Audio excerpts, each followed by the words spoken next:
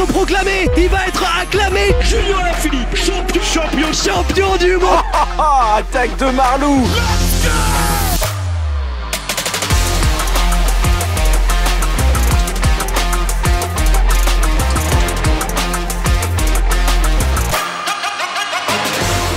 Bonjour à toutes et à tous et bienvenue dans Vélo Podcast avec François Père Noël. Salut FP. Salut Guillaume, salut à toutes et à tous. Bon, alors là c'est un mois de janvier un peu particulier. C'est le début avec cet épisode spécial Total Energy d'un format qu'on lance en 2023, un jour. Une présentation d'équipe jusqu'au 31 janvier. Effectivement, on va pouvoir s'éclater, je pense, à parler de toutes ces équipes. Et pour le coup, on va essayer de changer un petit peu nos habitudes. On ne sera pas forcément que tous les deux, Guillaume. Oui, exactement. On va inviter un peu maintenant des intervenants un peu plus réguliers. Je pense notamment à Étienne, qu'on a vu dans le dernier podcast avec la BNB Hotel. Bon, Julien, vous en avez l'habitude. Julien Després. Titouan de Vélo Futé. On va le retrouver aussi pour parler un peu de ses équipes en 2023. Donc voilà. C'est un nouveau format, on sait que vous attendiez notre retour, donc on est là, pas pour vous jouer un mauvais tour, comme dirait l'autre, mais en 2023, premier épisode FP Total Energy. Total Energy, pour commencer, on va faire un petit retour quand même sur l'année 2022, qui aura été une année... moyenne, mais pas si mal que ça finalement. FP avec 15 victoires. J'ai envie de dire que c'est une année de reconstruction. Je sais pas ce que tu en penses avec ce terme-là, parce que on a eu l'arrivée de Peter Sagan, évidemment très attendu, très médiatisé. On se demandait un peu ce qu'il faisait là, mais il a apporté sa culture de la gagne et on le voit néanmoins quand même s'il n'y a pas beaucoup de victoires, même si c'est des victoires parfois alors moins prestigieuses. On parle par exemple du Tour du Rwanda, Tour de Poitou-Charentes, même si c'est chez toi, Guillaume. Pardon, qu'est-ce que tu dis là? Le Tour du Limousin aussi, qu'est-ce que tu dis? C'est ça, exactement. Non, mais il y a quand même des victoires en World Tour impressionnantes. On se rappelle de Paris-Nice avec Mathieu Burgodeau. On a Valentin Ferron au Critérium du Dauphiné, Alexis Vuillermoz sur le Dauphiné aussi, et Tour de Suisse avec Peter Sagan. Quand même, c'est des victoires qui sont très belles et qui à chaque fois ils ont animé la course, et c'était des belles victoires en mode soit puncher, soit échappé. Ouais, c'est-à-dire que, je sais pas ce que t'en penses FP, mais il y a l'arrivée de Peter Sagan qui peut-être change aussi un petit peu l'état d'esprit de la Total Energy en course, même s'ils ont toujours été très offensifs. Là, il y a peut-être une volonté d'aller chercher des victoires vraiment un peu plus avec la manière. Je pense à Mathieu Burgodeau sur le Paris-Nice 2022, où c'est une échappée en solitaire, où dans le final, il voit le peloton revenir pratiquement sur sa roue arrière sur la ligne d'arrivée. On a vibré avec cette équipe-là, mais bon, ça reste une équipe Pro Tour. Il y a quand même un gap à franchir avant d'arriver à hauteur d'équipe World Tour qui... Bon voilà, c'est pas totalement anodin. Le classement 2022 de l'équipe Total Energy, c'est 17e au rang UCI, c'est-à-dire qu'il termine, on va dire au niveau des équipes World Tour, mais devant des IF, devant des Israël, devant des DSM, devant des Astana aussi.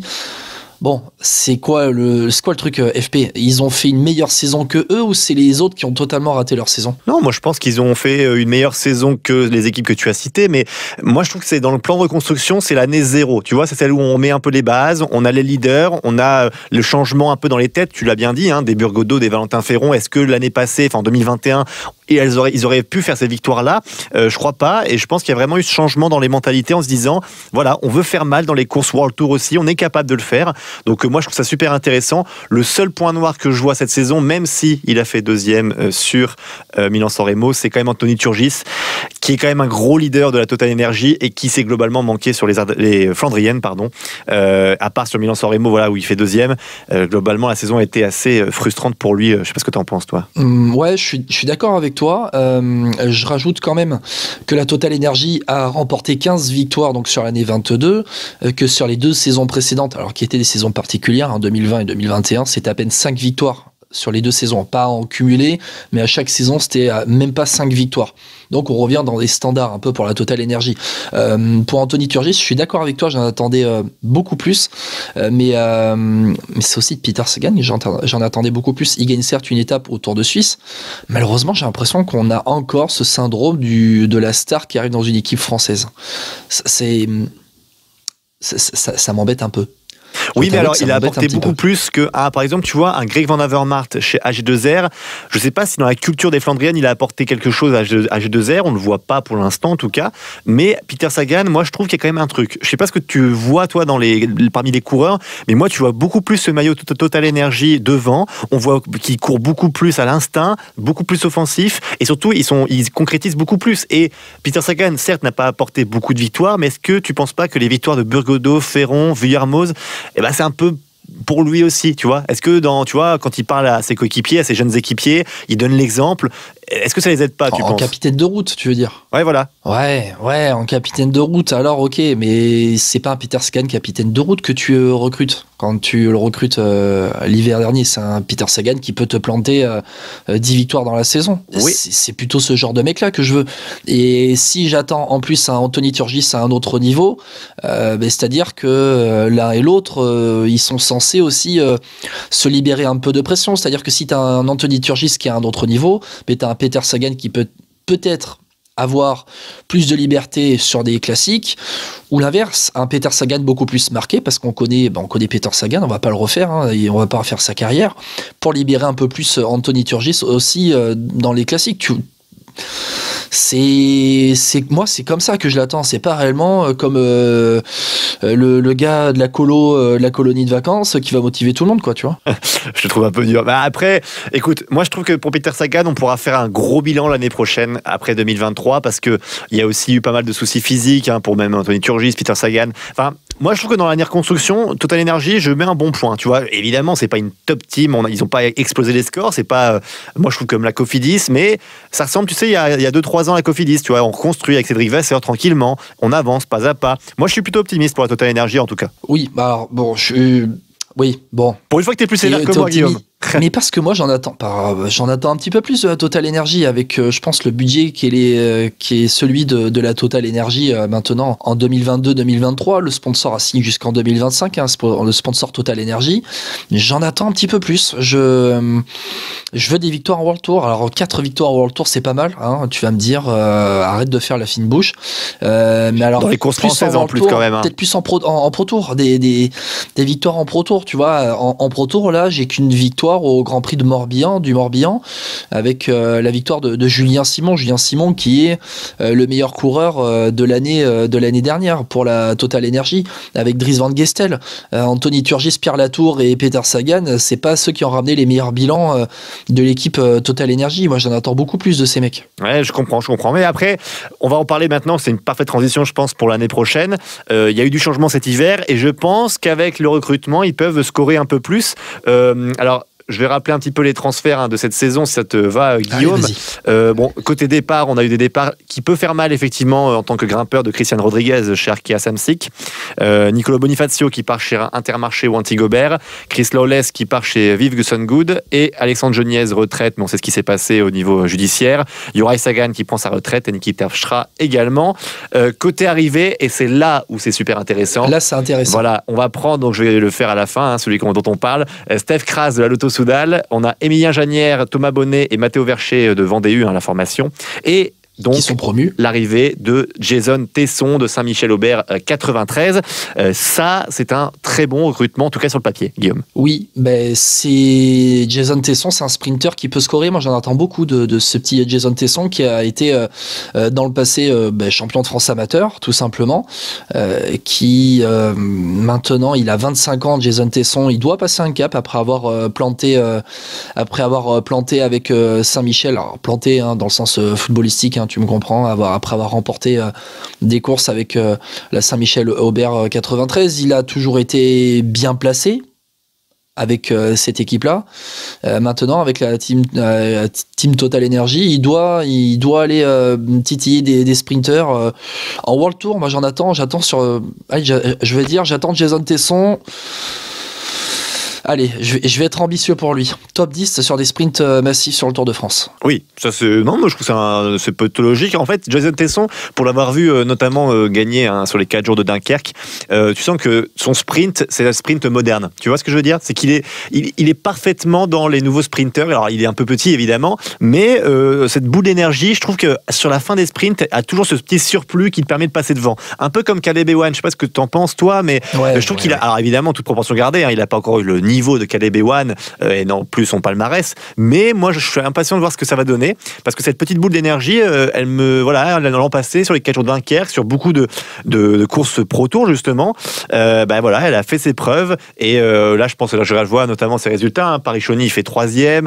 On est sur des victoires sur les 4 jours de Dunkerque, sur les boucles de la Mayenne, il y a quoi aussi sur la Ronde de l'Oise. Enfin, globalement, il a un peu martyrisé les sprints français. Donc maintenant, il faut qu'il passe la marche au-dessus. Mais moi, je pense que il sera bien entouré. Il a des bons coureurs. Quand tu es emmené parfois par un Anthony Turgis, je pense que ça peut aider. Oui, ça peut aider. Après, pour Jason Tesson, maintenant, va falloir aussi passer ce gap. C'est peut-être ça un peu le plus compliqué, d'être maintenant dans les sprints. Alors, peut-être aussi emmener un Peter Sagan. Si Peter Sagan retrouve un petit peu plus sa pointe de vitesse, il pourrait être aussi dans le train pour Peter Sagan. Mais Jason Tesson, finalement, c'est pas le seul recrutement qui est intéressant, parce que les 3 petits jeunes qui sont promus de la Vendée U, Bonnet, Vercher et Emilien Janière, ce sont des mecs qui ont marché en amateur.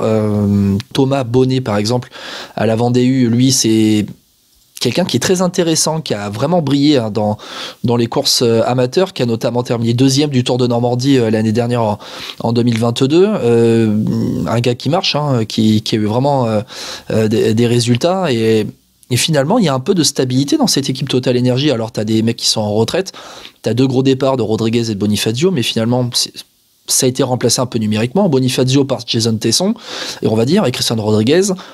Alors là, par une autre arrivée, qui est Steph Kras. Steph Kras qui est parti de la Lotto. Steph Kras, c'est un mec qui est intéressant aussi, qui va pas forcément te planter 10 victoires dans la saison, lui, mais qui va toujours terminer dans le top 15, top 20 des courses auxquelles il participe, qui a fait en 2022 16e de Paris-Nice, 11e du Romandie, 14e du Dauphiné. S'il est un petit peu entouré avec les petits jeunes autour, avec aussi avec à côté de lui un Julien Simon, un Pierre Latour, tu vois, ça peut être intéressant, je pense, sur le recrutement de Steph Kras, avec le départ de Christian Rodriguez, qui lui, il a été là, mais sans être là. Il n'a pas été le gars non plus qui t'a fait remporter 10 000 points dans l'année, quoi. Non, c'est clair, t'as raison. Et autre bonne nouvelle qu'on a appris aussi il y a quelques jours, c'était que la team, le Total Energy, le sponsor, prolonge de 3 ans. Donc c'est ça aussi, ça marque aussi la confiance du sponsor. Alors évidemment, il y a Peter Sagan, ça aide, mais ça veut dire qu'il y a encore de beaux jours pour cette équipe et que le recrutement dans les prochaines années pourra être intéressant, notamment avec peut-être un Julien Alaphilippe en fin de contrat la saison prochaine. On savait que Jean-René Bernodeau et Julien Alaphilippe se sont déjà appelés la dernière fois, mais bon, en tout cas on verra bien ce qui se passera. Guillaume, pour 2023, alors qu'est-ce qu'on doit attendre de cette équipe ? 2023, ce qu'on doit attendre de la Total Energy, j'ai envie de te dire que c'est faire au moins aussi bien que 2022. Je pense que ils doivent pas viser en dessous, ils ne visent pas en dessous, mais il faut dire que pour 2023, avec leur classement de l'année 2022, alors attention, avec le classement de l'année 2022, la Total Energy sera invitée automatiquement sur toutes les épreuves World Tour de la saison 2023. On rappelle pourquoi, FP ? Je vais te le dire. Attention, le point règlement. Lors de l'année 2022, la Total Energy, par rapport aux équipes Pro Team 2023, la Total Energy a terminé 2e du classement, derrière Lotto Soudal, qui donc a été relégué, et devant Israel Premier Tech, qui a aussi été relégué. Total Energy a terminé 17e du classement UCI, Lotto Soudal 14e, Israel Premier Tech 19e. Total Energy donc est invité automatiquement sur toutes les épreuves World Tour avec la Lotto Soudal. Israel Premier Tech sera invité automatiquement sur toutes les classiques, automatiquement, c'est-à-dire qu'après les organisateurs inviteront qui ils veulent. Ouais, non, mais après, moi, ce que j'en attends, en tout cas, la Total Energy, c'est, moi, Anthony Turgis. Ça se résume à ce nom-là, parce que maintenant, j'attends Anthony Turgis qui va scorer sur une grande classique, parce qu'au final, les étapes sur les épreuves World Tour, pas de souci. Moi, je pense qu'ils pourront encore le faire cette saison. Mais là, maintenant, le step au-dessus, c'est de dire, voilà, Anthony, Milan-San Remo, Paris-Roubaix, Tour des Flandres, GP3 à Rolbeck, peu importe laquelle, tu vas nous en chercher une cette saison. Il faut débloquer ça, parce qu'Anthony Turgis, on peut pas finir sa carrière avec aucune victoire sur une classique. C'est pas possible. Ouais, mais il est pas loin, Anthony Turgis. C'est vrai que on est un peu dur avec lui, mais on en attend plus. Il fait quand même cette saison. Alors, deuxième du championnat de France et deuxième de Milan-San Remo. C'est-à-dire que il est à ça, il termine au sprint dans Milan-San Remo devant Mathieu Van Der Poel. Et il lui manque en fait cette victoire déclic, et j'ai l'impression. C'est un peu ça, il manque ce déclic pour Anthony Turgis. C'est peut-être aussi un peu dans la tête. Il faut dire aussi qu'il y a une telle densité dans les classiques auxquels il participe, Anthony Turgis. Il est plus réellement maintenant aligné sur le calendrier continental, il est aligné sur les grosses épreuves World Tour où la densité est folle. Il doit, il doit aller en planter une. Moi, franchement, je suis d'accord avec toi. Mais allez, peut-être que s'il décroche cette victoire assez tôt dans la saison, ça va le libérer pour 2023. Ouais, mais il n'a pas eu de chance non plus, il faut avouer. Et ce que j'espère pour 2023, c'est que 2022 était tellement mauvais pour lui, c'est une année tellement mauvaise, même s'il y a eu la deuxième place sur Milan-San Remo, c'est qu'il va être revanchard. Donc t'es toujours mieux quand t'es revanchard, tu vois, quand tu veux prouver quelque chose. Mais on sait qu'il est capable, il est revanchard. Franchement, ça nous augure, je pense, quelque chose de très bon, du très bon Anthony Turgis. Et puis, peut-être que Peter Sagan, vu sa saison 2022, il va se dire, je me mets complètement à son service. Peut-être qu'il y aurait un changement de stratégie aussi, parce que là, sur les classiques, on avait presque 2 têtes parfois, ou sur des épreuves World Tour. Donc maintenant, voilà, il est temps que Anthony Turgis, c'est lui maintenant le grand patron des classiques. Et voilà, il faut tout faire pour lui, pour qu'il gagne. Et on espère que ça va marcher. Après, sur les autres, moi, clairement, j'espère pas plus que, comme on a dit, des victoires sur des épreuves World Tour, Guillaume. Je vois pas qui peut faire une plus grosse performance. Non, je suis d'accord avec toi. Après, le petit Dries Van Gestel, moi j'aime bien sur les classiques aussi, sur le groupe des classiques de la Total Energy. Dries Van Gestel avec Turgis, avec Sagan, ça peut être très intéressant. Après, il y a eu des mecs l'année dernière qui n'ont pas forcément performé comme on l'attendait. Je pense aussi à Edvald Boasson-Hagen, qu'on attendait un step au-dessus. Mais Edvald Boasson-Hagen aussi, il peut participer un peu à la bonne marche de ces équipes-là. Juste pour dire très rapidement, en fait, AFP, c'est plus sur les classiques, c'est plus sur les victoires d'étape, plus sur ça qu'on attend la Total Energy, plus que sur les grands tours, ou en tout cas les courses par étape d'une semaine, comme le Dauphiné, comme Paris-Nice. C'est vraiment en fait dans le style course d'un jour qu'on attend la team Total Energy pour aller planter des victoires. Ouais, on attend qu'elle retrouve son ADN, mais elle l'a un peu retrouvé cette année, c'est de montrer le maillot, d'avoir des victoires claquantes dans des épreuves World Tour. Il manquait une étape sur le Tour de France, c'était pas loin je crois avec Edvald Boasson-Hagen, si je me dis pas de bêtises. Mais voilà, il faut maintenant retrouver ce côté clinquant sur le Tour de France, une victoire d'étape là-dessus et une victoire sur une classique, et je pense que leur saison sera très réussie. En tout cas, moi je suis assez optimiste pour la Total Energy en 2023, vu ce qui s'est passé l'année passée.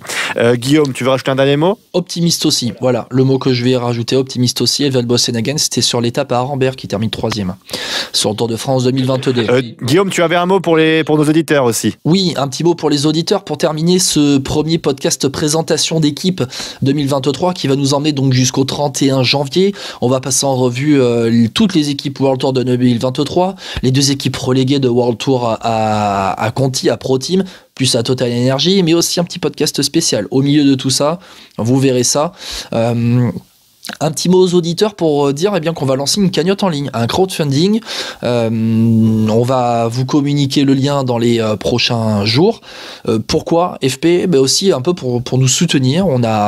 Ça fait maintenant la 3e saison qu'on fait ce podcast. 3e, 4e déjà, non ?